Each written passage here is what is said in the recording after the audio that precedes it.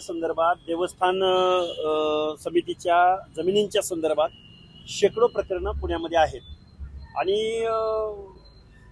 सरकारमधले आणि सत्तेमधली लोक याचा मलिदा चाकतात। अजितदादा पवारांनी आपल्या ऑफिसचा, आपल्या पदाचा, आपल्या इमेजचा गैरवापर केलेला आहे आणि त्याचा फायदा त्यांच्या मुलानं घेतलेला आहे। त्यामुळे अजितदादा पवारांना महाराष्ट्राच्या उपमुख्यमंत्री पदावर राहता येणार नाही। कायद्याच्या भाषेत मी वारंवार सांगतोय की ऑफिस ऑफ प्रॉफिट म्हणतात त्याला, म्हणजे आपल्या कार्यालयाचा फायदा घेणं वैयक्तिकरणासाठी, आणि त्यांनी तो घेतलेला आहे। संविधानाची किंवा मंत्रिपदाची शपथ घेत असताना तुम्हाला अशा गोष्टी अलाव करत नाही आपलं संविधान। तुम्ही इथल्या व्यवस्थेचे, इथल्या मालमत्तेचे, इथल्या सार्वजनिक मालमत्तांचे, इथल्या सर्व माणसांच्या हक्क अधिकाराचं संरक्षण करण्यासाठी तुम्ही त्या पदाची शपथ घेतलेली आहे, परंतु त्यांनी त्या पदाचा गैरवापर केलेला आहे। जोपर्यंत अजितदादा पवार या गोष्टीची चौकशी होत नाही, त्याचा सोक्षमोक्ष लागत नाही, तोपर्यंत अजितदादा पवारांनी आपला राजीनामा दिला पाहिजे ना। आणि ऑफिस ऑफ प्रॉफिटच्या नावाखाली सोनिया गांधींना राजीनामा द्यावा लागलाय, अशोकराव चव्हाणांना राजीनामा द्यावा लागलाय, एकनाथराव खडसेंना राजीनामा द्यावा लागलाय, महादेवराव शिवणकरांना राजीनामा द्यावा लागलाय, सुतारांना राजीनामा द्यावा लागलाय। असे कितीतरी उदाहरण आहेत ना महाराष्ट्रामध्ये। त्यामुळे अजितदादा पवारांना आपल्या पदावर राहण्याचा कुठलाही नैतिक अधिकार नाही। पण मात्र अजित पवार म्हणतात की निवडणुका आल्यानंतर आमच्यावर दरवेळेसच असे आरोप होत असतात, त्यात काही तथ्य नसतं। हे बघा, असं बोलण्यानं काही हे प्रकरण दाबून राहणार नाही, त्याच्यावर पडदा टाकला जाणार नाही। अजितदादा पवार, तुम्हाला असं वाटतं का की आम्ही जे काही करतोय ते इथल्या लोकांना कुणालाच कळत नाही? आणि गेले 3-4 दिवस महाराष्ट्रामध्ये जे वातावरण सुरू आहे ते सगळे येडे वाटतात का अजितदादा पवारांना? त्यामुळे अजितदादा पवार, तुम्हाला असं वाटतं का की मांजर डोळं मिटून दूध पितं याचा अर्थ बाकी कुणाला काही कळत नाही असं तुम्हाला म्हणायचं आहे का? त्यामुळे अजितदादा पवारांनी खोटं बोलू नये। किती दिवस बोलणार खोटं? किती दिवस तुम्ही त्या पार्थ पवारांच्या कर्तृत्वावर तुम्ही किती दिवस पांघरून घालणार? एक तर तुम्ही म्हणताय की आर्थिक व्यवहारच झाले नाहीत, एक तर एका बाजूला म्हणताय 200-300 कोटी रुपये, एक तर एका बाजूला म्हणताय 500 रुपयाचं काय 500 रुपये स्टॅम्प ड्युटी भरली। अरे खरं कोणतरी बोला, का सगळेच खोटं बोलताय? मला वाटतंय अजितदादा पवारांनी आपल्या जरा जरी स्वतःच्या नीतिमत्तेची चाड असेल ना तर त्यांनी पहिल्यांदा राजीनामा दिला पाहिजे। गंगाधर काळकुटे त्यांना धमकी दिली गेली, सुद्धा संतोष देशमुख करू अशा पद्धतीचा धमकी देणारे फोन त्यांना गेलेला आहे। काळकुटेंनी पोलीस स्टेशनमध्ये जावं, त्या व्यक्तीचं फोन नंबर आहे त्यांच्याकडं, त्या व्यक्तीला अरेस्ट व्हावी, त्या व्यक्तीला शिक्षा व्हावी। त्यामुळं शिक्षा व्हावी, गृह विभाग आहे इथं। अरे मला रोज 150 फोन येत आहेत राव, मला 150 फोन येत आहेत, मी त्याच्याकडे लक्षही देत नाही राव। अहो संध्याकाळची काय धमकी येते? अरे माझ्यावर 10 वेळा हल्ले झालेत। परवा दिवशी माझ्यावर हल्ला झालाय पंढरपूरमध्ये, परवा दिवशी हल्ला झालाय पंढरपूरमध्ये माझ्यावर। त्यामुळे हे असं होत राहणार आहे। हे बघा, जी माणसं रात्री 10 नंतर आकाशात असतात ते बोलत असतात, त्यामुळे कंप्लेंट करावी, त्याला शिक्षा व्हावी। हे काय राष्ट्रीय इश्यू होऊ नये। निवडणुका डोळ्यासमोर आहेत, पंचायत राजच्या निवडणुका आहेत, लोकल बॉडीच्या अनेक प्रश्न आहेत, शेतकऱ्यांचे प्रश्न आहेत, ओबीसींचे प्रश्न आहेत, दीनदलितांचे प्रश्न आहेत, या प्रश्नावरती चर्चा व्हाव्यात। सर, पार्थ पवारांवरती आरोप झालेले आहेत, राज्याचे उपमुख्यमंत्री अजित पवार आहेत, निष्पक्षपणे चौकशी होऊ शकेल का? अहो होणारच नाही। अजितदादा पवारांनी राजीनामा दिला पाहिजे, आणि जे सफर करणारे जे गायकवाड कुटुंबीय सगळे आहेत, आम्ही त्यांच्या संपर्कामध्ये आहोत। 2-4 दिवसामध्ये आम्ही बघू, नाहीतर पुण्यामध्ये आम्ही उपोषणासारखं, धरणे आंदोलनासारखं मोठं आंदोलन इथं उभं करू। आणि फक्त राजीनाम्यासाठी तुम्ही प्रश्नच नाही, का नाही? अजितदादा पवार कोण काय ताम्रपट घेऊन आलेत काय सत्तेचा? कोण आहेत अजितदादा पवार? अजितदादा पवारांच्या विरोधात म्हणजे काय हुकुमशाह आहेत का अजितदादा पवार? प्रश्न आहे, त्यांनी राजीनामा द्यावा म्हणून तुम्ही उपोषण करा का? आम्ही करू नये का? मी नागरिक नाही का महाराष्ट्राचा, देशाचा? आणि आम्हाला काय आंदोलन? अरे आम्ही सामाजिक न्यायासाठी, अरे ज्या प्रश्नासाठी महारवतनाच्या जमिनी दिल्या गेल्या, आणि हा पुण्यातला प्रश्न नाहीये। पार्थ पवार 3 वर्षाचा असताना सोनगाव मधली जमीन त्याच्या नावावर केलेली आहे सुनेत्रा पवार आणि अजितदादा पवारांनी। बघा, लहानपणी अंजनी सूत मारुती राया सूर्याला गिळायला निघाला होता, तसा पार्थ राया वयाच्या 3व्या वर्षी महारवतनाची जमीन गिळून बसलाय। त्याला ट्रेनिंग. अरे आमच्या लेकरा बाळांना अबकड एबीसीडी शिकवायची ज्यावेळी वेळ असते त्यावेळी महारवतनाची जागा पार्थ पवारच्या नावावर आहे ना. त्यामुळं बारामती परिसरामधल्या महारवतन असेल, रामोशी वतन असेल, अरे टकाऱ्यांची तर आता जमीनच उरली नाही त्या बारामतीमध्ये.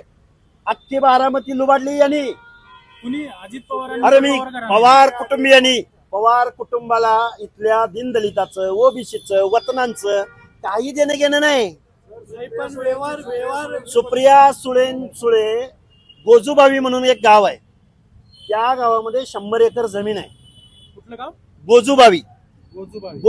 बारामती. तिथली 100 एकर जमीन हडप करण्याचा प्रयत्न चालू आहे त्यांचा. कोणाचा? सुप्रिया सुळेंचा. वतनी जमीन आहे. कोणाचा? तालुका बारामती जवळ. आता मी 2-4 दिवसामध्ये मी तिथं जाणार आहे स्वतः, आणि तिथं जाऊन तिथं मी सत्याग्रह आंदोलन करणार आहे. हे जे 100 एकर जागा म्हणतात ती कोण हडपायचा प्रयत्न करतोय? कोण हडपायचा प्रयत्न करतंय हे बारामती मधल्या सगळ्या लोकांना माहित आहे. सुप्रिया सुळे म्हणतात पार्थ पवारचं काही चुकलं नाही. हे बघा, सुप्रिया 100 एकर जमीन कोणाची आहे? ती महारवतनाचीच आहे. हा काय? पार्थ पवारांचं चुकलं नाही असं त्यांचे आत्या म्हणतात. हे बघा, त्यांची आत्या कसं, आत्या लेकराच्या कानात कुर्र करणार ना. कारण कानात कुर्र केले 3व्या वर्षी राव रोहित काय कुठले पवार आपले पार्थ पवारांच्या नावावर महारवतनाची जमीन झालेली आहे. दादा म्हणतात सर भावातूनच माणूस शिकतो, अशी पार्थ कडून चूक झाली असेल. अरे आम्हाला पण चुका करायला संधी द्यावी एक एक. काय राव, हे असं असते का? चांगला वकील नेमायचा त्यांना सल्ला दिलाय. हे बघा आपल्या पदाचा किती गैरवापर करणार दादा तुम्ही. तुम्ही बोलताना असं म्हणलं की महारवतनाची जागा आणि देवस्थानच्या जागेचं तरी काय? अरे देवस्थानच्या तरी एवढ्या. देवस्थानची हे जागा बघा, महाराष्ट्र शासनानं एक श्वेतपत्रिका जाहीर करावी. महाराष्ट्रामधल्या गुरव वतनाच्या जागा, रामोशी वतनाच्या जागा, मातंग वतनाच्या जागा, महार वतनाच्या जागा, या अशाच पद्धतीनं इथल्या पुढाऱ्यांनी आपल्या पदाचा, प्रतिष्ठेचा गैरवापर करून या महाराष्ट्रामध्ये लुटलेले आहेत. अनेक ठिकाणी केसेस चालू आहेत. तेव्हा महाराष्ट्र शासनानं या संदर्भात एक व्हाईट पेपर डिक्लेअर करावा ना. आमची मागणी आहे ना. तुम्ही अजित पवारांवर आरोप करताय, मात्र महाराष्ट्राचे मुख्यमंत्री देवेंद्र फडणवीस आहेत. मग देवेंद्र फडणवीस पण पदाचा गैरवापर करतात का? कारण तुमची मागणी अजित पवारांनी राजीनामा द्यावा, पार्थ पवारवर गुन्हा दाखल व्हावा, हे तर मुख्यमंत्र्यांच्या हातात आहे ना. हो, पार्थ मुख्यमंत्री का पवार करत नाहीयेत? कुणाचा मुलगा आहे? पण राज्य मी मुख्यमंत्री सांगतो ना, राज्य मुख्यमंत्री. मुख्यमंत्री अरे आहेत. हे बघा, मग सरकार, मुख्यमंत्र्यांची पण अरे सत्ता आहे हे का? बघा, मला एक सांगा, अजितदादा पवार कुणाच्या मंत्रिमंडळामध्ये उपमुख्यमंत्री आहेत? देवेंद्र फडणवीसांच्या. मग असंघाशी संघ केल्यावर फळ तर भोगावी लागणार. देवेंद्र फडणवीस सांगा. हो, असंघाशी संघ आहे. पाहिजे का ओबीसीची फसवणूक केली? ओबीसीची फसवणूक केली. आम्ही बोलतोय वारंवार, आमच्या हक्क अधिकाराचं हे संरक्षण करत नाहीत. यांना दीनदलितांचं, ओबीसींचं, भटक्यांचं. अरे याच अजितदादा पवारांना आम्ही ओबीसींच्या मुलांसाठी वसतिगृह मिळावं म्हणून पशुसंवर्धन खात्याची जागा आम्ही ओबीसीच्या मुलांच्या वसतिगृहासाठी मागत होतो. अरे त्या अजितदादा पवारांच्या पोरानं ती जागा हडप केल्याची आता माहिती पुढे येते. तेच जागेची मागणी केली का? पशुसंवर्धन महाराष्ट्र सरकारची जागा. बोपोडीची जागा. पशुसंवर्धन ती कृषी विभागाची. मुख्यमंत्र्यांचं नाव आहे का या व्यवहारात? आहे का नाव या व्यवहाराशी संबंधित काही मुख्यमंत्र्यांचं आहे का? राज्यच मुख्यमंत्र्यांकडे आहे ना. अरे हो, मग त्यांनी मुख्यमंत्र्यांचा संबंध कसा नाही म्हणताय तुम्ही? महाराष्ट्राचे बघा, म्हणजे मी त्यांच्यावर आरोप करू असं म्हणताय का तुम्ही? नाही, पण मुख्यमंत्री कारवाई का करत नाहीत? केली पाहिजे कारवाई. मी मुख्यमंत्र्याला भेटणार आहे का तुम्ही? भेटू, निश्चित भेटू. कारण हे अजितदादा पवार हे कारखानदारांचे नेते आहेत, बरं. भूमाफियांचे नेते आहेत.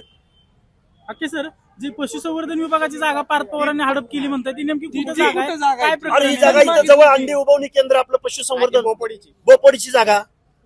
हीच जागा. हे बघा, ऍडव्होकेट मंगेश ससाणे आणि आम्ही बहुजन कल्याण खात्याकडे ज्या वेळी या महाराष्ट्रामधल्या जिल्हाधिकाऱ्यांनी ओबीसीच्या पोरांना वसतिगृहासाठी जागा उपलब्ध नाही म्हणून सांगितलं गेलं, त्यावेळी आम्ही जागा सुचवलेल्या होत्या. आणि हीच जागा पार्थ पवारच्या अमेडिया कंपनीला गेली म्हणे. आणि ती कंपनी कशाच्या क्षेत्रात आहे तर इंटेरियर डिझाईनच्या. आणि त्या जमिनीचं भाग भांडवल किती आहे? 1 लाख रुपये. आणि व्यवहार कितीचा होतोय? 300 करोड रुपयाचा. अरे गाड्या, आमची तर बुद्धी आता हँग झाली. आम्हाला तर काय आता यातलं काही कळत नाही. याच्या पलीकडे जाऊन मला वाटतंय महाराष्ट्रामधल्या सार्वजनिक जागा आणि सार्वजनिक इमारती त्या जाग्यावर आहेत का हे महाराष्ट्रातल्या प्रत्येक माणसानं आणि प्रत्येक सार्वजनिक आस्थापनाचे उतारे अपडेट केले पाहिजेत. नाहीतर हे कुणाच्या नावावर आहेत? तुम्ही पवार कुटुंबावर पडखळ टीका करता ते पण ज्यांच्या हातात राज्याचं कारभार आहे असे राज्याचे मुख्यमंत्री त्यांच्याबाबत कोणतंही मत पडत नाही. उपमुख्यमंत्र्यांचा राजीनामा त्यांच्या हातात. अरे डायरेक्ट लाभार्थी आहे ना अजितदादा पवार. मग पाठीशी देवेंद्र फडणवीस घालतात असं तुमचा आरोप पाठीशी आहे. अरे मी म्हणतोय ना मुख्यमंत्र्यांनी बाय डिफॉल्ट याची दखल घेतली पाहिजे ना. अरे पण डायरेक्ट लाभार्थी ज्या अजितदादा पवारांच्या शिवाजीनगरच्या जिजाऊ बंगल्यामधून पार्थ अजितदादा पवार नावाचा माणूस व्यवहार करतोय. तुम्ही निलंगेकरांना एक न्याय, खडसेंना एक न्याय, अशोक चव्हाणांना एक न्याय, धनंजय मुंडेंना एक न्याय, यांनी दिले की नाही राजीनामे. मग आता ह्यांनी काय केलं पाहिजे? नाही या सगळ्या संदर्भात अजितदादांनी आज प्रवक्ते पदाची यादी काय जे जाहीर केली, पण जे जवळचे नेते होते तेच बाजूला आहेत, दुसऱ्यांचेच नाव समोर आलेत. पंकज छाटले जातात काय अजित पवार? हे बघा आता तो त्यांचा पक्षाचा भाग आहे. पण एक मी तुम्हाला आवर्जून सांगेन की महिला आयोगाच्या अध्यक्षपदी असणाऱ्या रुपालीताईंनी मात्र अजितदादांनी डिक्लेअर केलं असेल ठीक आहे, पण स्वतःहून त्यांनी हे पद नाकारायला हवं. कुठलं प्रवक्ता? महिला आयोगाचं अध्यक्षपद तुम्ही सांभाळता एका बाजूला, अरे सदस्य सुद्धा नाही. सदस्याने एक वेळ पद घेतलं तरी समजू शकतो, पण महिला आयोगाच्या अध्यक्षांनी एका पक्षाचं प्रवक्तेपद घेणं मला वाटतं हे लाजीरवाणी बाब आहे. अरे पद नाही. हे बघा मी परत एकदा महाराष्ट्राला, तमाम महाराष्ट्रातल्या महिला वर्गाला मी सांगू इच्छितो की महिला आयोगाचं अध्यक्षपद याचं स्वरूप हे न्यायिक आहे. क्वासाई ज्युडिशरी स्वरूप आहे त्या पदाचं. म्हणजे एखाद्या न्यायमूर्ती पदाचा दर्जा त्या पदाला असतो आणि तुम्ही दुसऱ्या बाजूला एका पक्षाचं प्रवक्तेपद घेताय, हे पटलेलं नाही राव. डिस्क्वालिफिकेशन मध्ये असं काही नाही म्हणून त्याचा तुम्ही गैरफायदा घेताय का रुपालीताई? मला वाटतं काय रुपालीताईमध्ये अडकलंय अजितदादांचं मला काही कळत नाही. त्यांना एवढी पदं का दिली जातात? अहो एका बाजूला महिला आयोगाचं अध्यक्षपद दिलं गेले आणि दुसऱ्या बाजूला तुम्ही परत प्रवक्तेपद देताय. अशी काय विद्वत्ता लागून गेली हो एखाद्या? अरे खरं होऊन ज्यावेळी महिला आयोगाच्या अध्यक्षपदाच्या डिग्निटीचा विषय उपस्थित होतो, तुमचं निरीक्षण काय? अरे माझं हे बघा, महिला आयोगाच्या अध्यक्षाकडून खरं तर या गोष्टी व्हायला नको आहेत. तुम्ही कसं पार्शल वागू शकता, कसं पक्षाची भूमिका मांडू शकता बरं महिला आयोगाच्या अध्यक्षपदावरून? हे लाजीरवाण आहे. महाराष्ट्राच्या ह्या ज्या काही स्वायत्त संस्था आहेत त्याची आबरू, त्याची लक्तर रस्त्यावर मांडण्यासारखा हा प्रकार आहे.